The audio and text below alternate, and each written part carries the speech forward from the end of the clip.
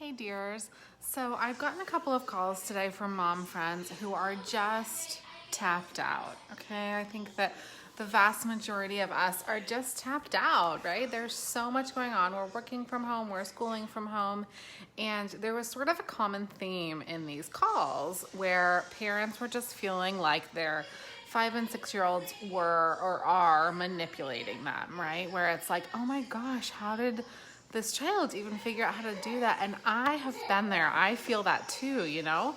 Sometimes I'm like, are you kidding me? Like, they're definitely doing this to get my goat.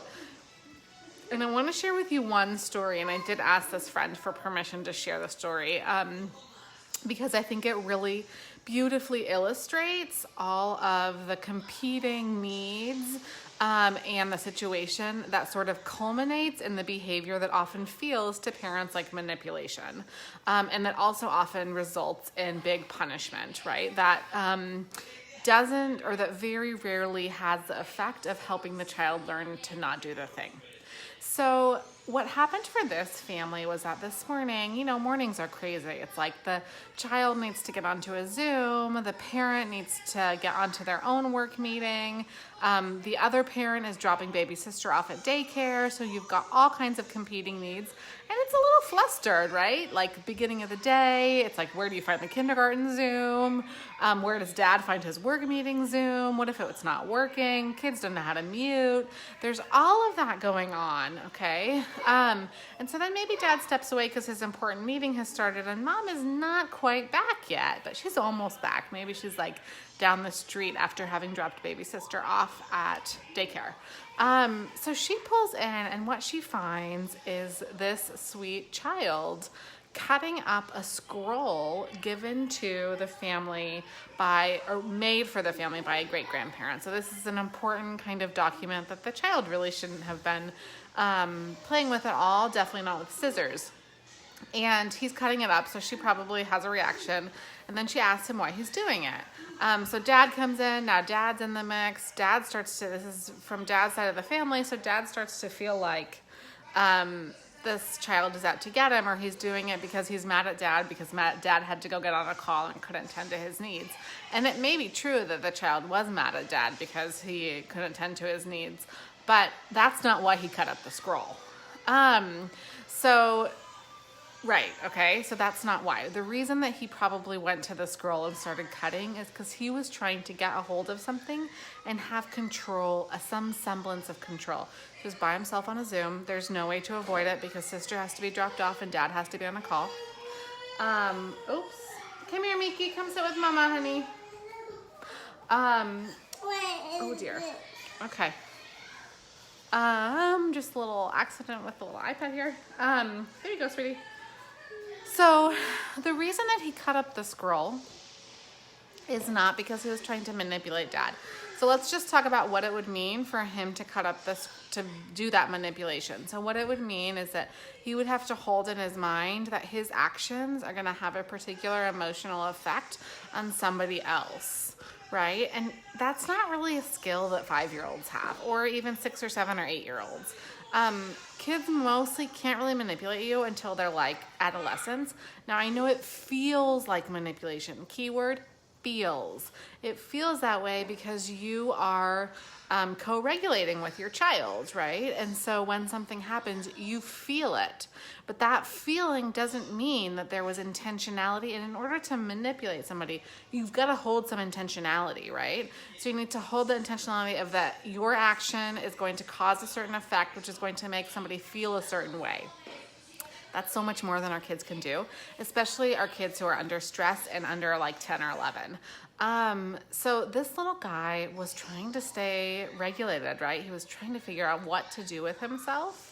And so, you know, what I would say to this family is you gotta be so gentle with yourself, because this really felt to this family like an unavoidable situation. So then it's like, okay, so we know that he can't manage himself when he's on his own in the morning, probably because of the pending stress of the kindergarten Zoom.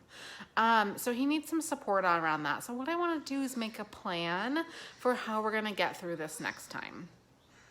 Now, many of us are going to want to go down the route with our child about like, why did you do this to this beautiful scroll, beautiful gift that your grandparents made for you? What, you know, like, and kind of do some teaching around like, that's not okay. It's really hurtful for dad or for the grandparents that this has happened. And our kids just really can't hold that. So I might say, one thing we might do is engage him in like, oh no, this scroll got cut. Makes me feel kind of sad. Will you help me tape it back together? Right? So then you're helping him to engage in some repair. Let's tape it back together. Or maybe let's make another one. Okay? So whatever it is, so that there is some kind of repair act for him, I think would be really important. And I also want to say that in order to do that, probably the parents are going to have to do some of their own processing because they have lost something that is precious to them. And so making sure that that precious processing is complete, or at least mostly complete, before you go down the route with a child. And then do it lightly. Hold it so lightly. It's okay to, to entertain and to add a little bit of humor. So this little boy had, mom says, why'd you do it? And he says, I did it to make a Halloween costume. Okay.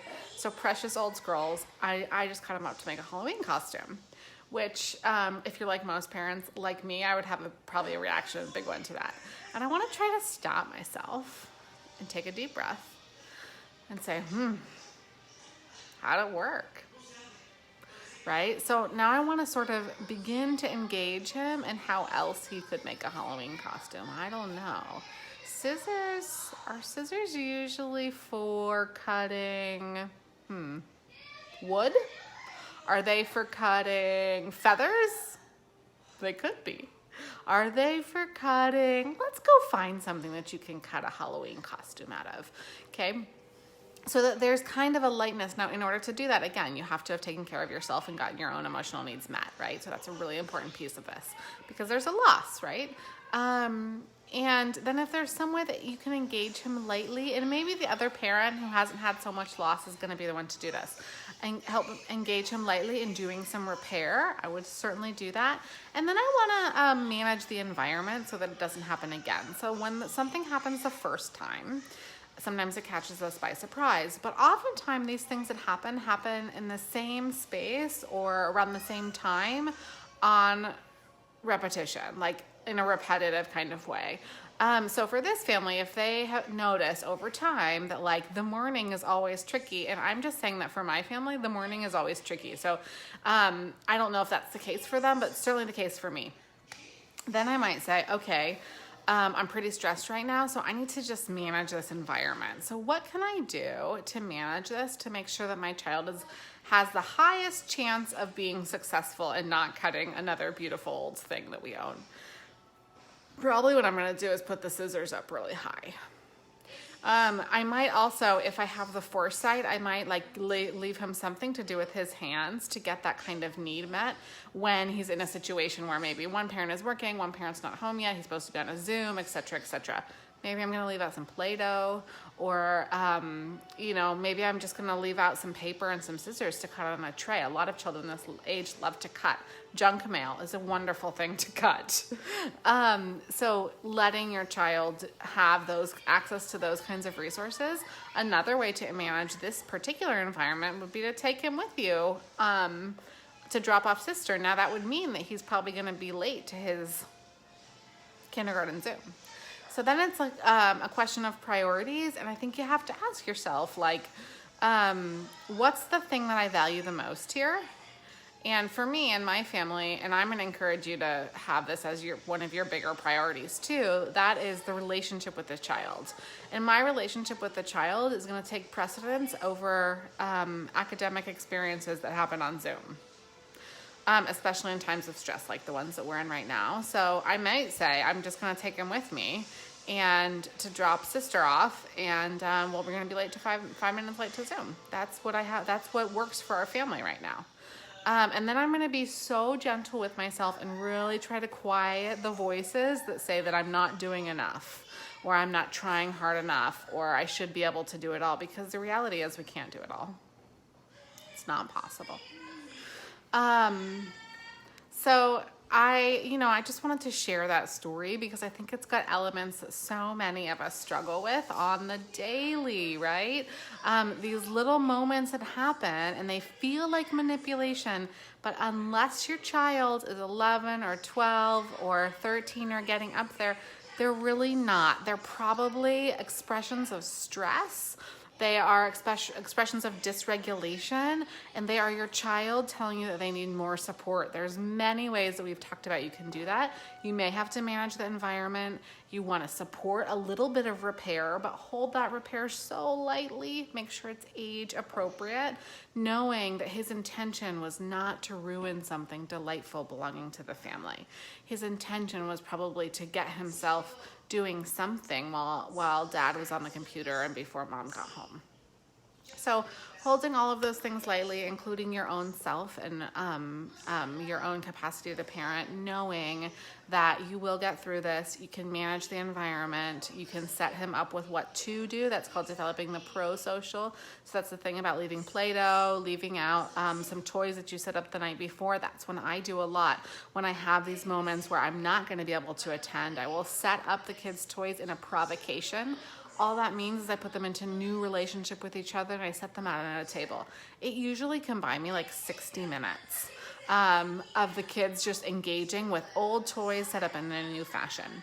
So I hope that is helpful. Helping you to build calm and cooperative families is my mission. Please know and remember your kids are not manipulating you, I promise. You got this.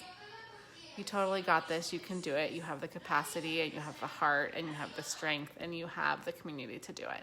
Helping you to build calm and cooperative families is my mission. I will talk to you over the weekend. Take good care, everyone.